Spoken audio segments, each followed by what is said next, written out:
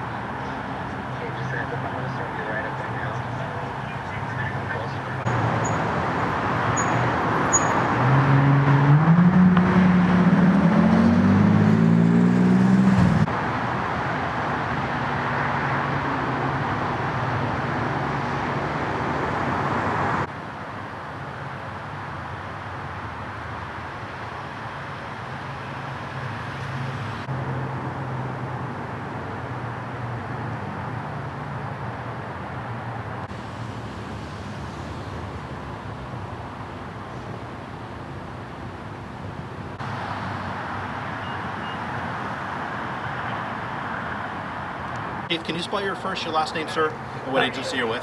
Michael Morgenstern, M-O-R-G-A-N-S-T-E-R-N, and I'm with Orange County Fire Authority. You're a battalion chief? Battalion chief, yes. Chief, prolonged extrication here, starting with the time and the location. Walk me through it a little bit. The first units got on scene and noticed that our victim was trapped in with an escalator, underneath the escalator of the handrail. They made an assessment that the patient was stable, so they went through the process of finding a way to dissect the mechanism without injuring the victim any further and or doing any more damage to the property that needed to be done.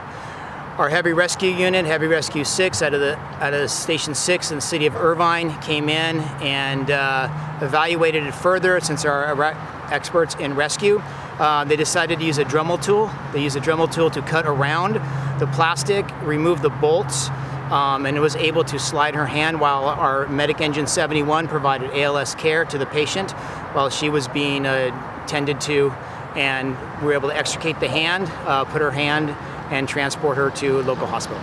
Were you giving her medication because of the pain? Affirm, yes. And talk about, I know she was a juvenile, do we have an approximate age?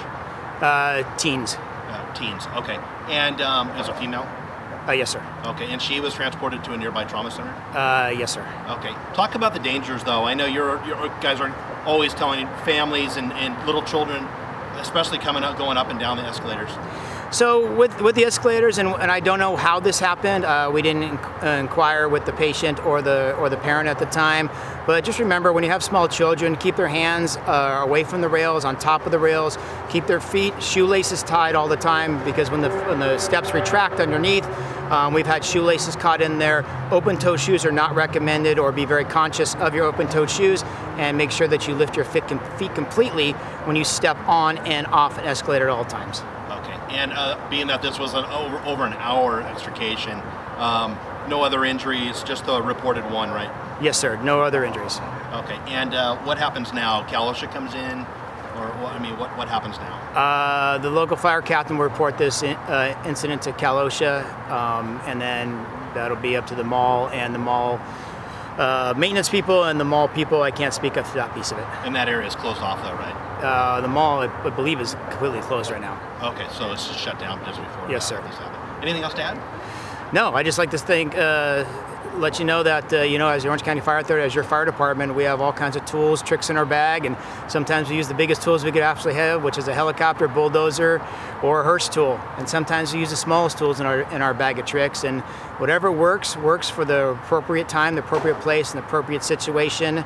And the biggest tool that we have that any firefighter could ever have is their brain. And using your brain works a lot.